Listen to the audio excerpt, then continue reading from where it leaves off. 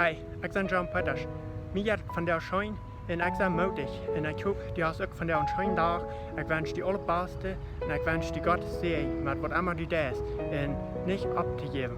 Mag Gott zijn vrede met die zijn. En ik dacht, ik wil hier van jou mijn kaart een klein beetje met doen.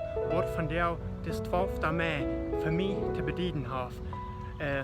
Ik weet niet of du een dag was gaan, een jaar wat du was special houden.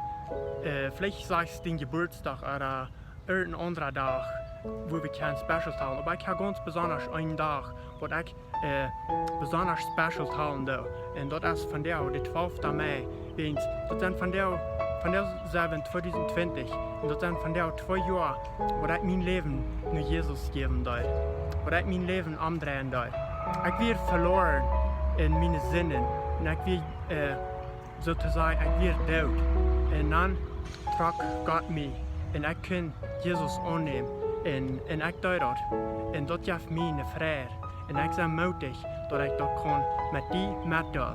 So, dat is niet allemaal leicht geweest. Die was vielleicht weit, die gaan schwere tijden durch. Maar daarna, ik wens die ook moed.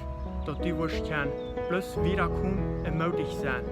En niet opgeven. Das meiste ist, dass wir in unserem Leben nicht wollen abgeben. Wenn wir manchmal schwere Zeiten haben, wo wir wollen so leben, das ist zum Beispiel abgeben. Aber dann will ich dir von dir sagen, wenn du in so einer Zeit noch mal bist, oder vielleicht bist du gerade nie in so einer Zeit dann will ich zu dir sagen, dass du nicht abgeben und dass du mutig bleiben. Weil das Tag, wo ich von dir habe, wo ich von dir kann sagen, das sind von dir 2 Jahre, von der 2018, der 12. Mai, wo ich Jesus annehmen darf, als mein persönlicher Radar.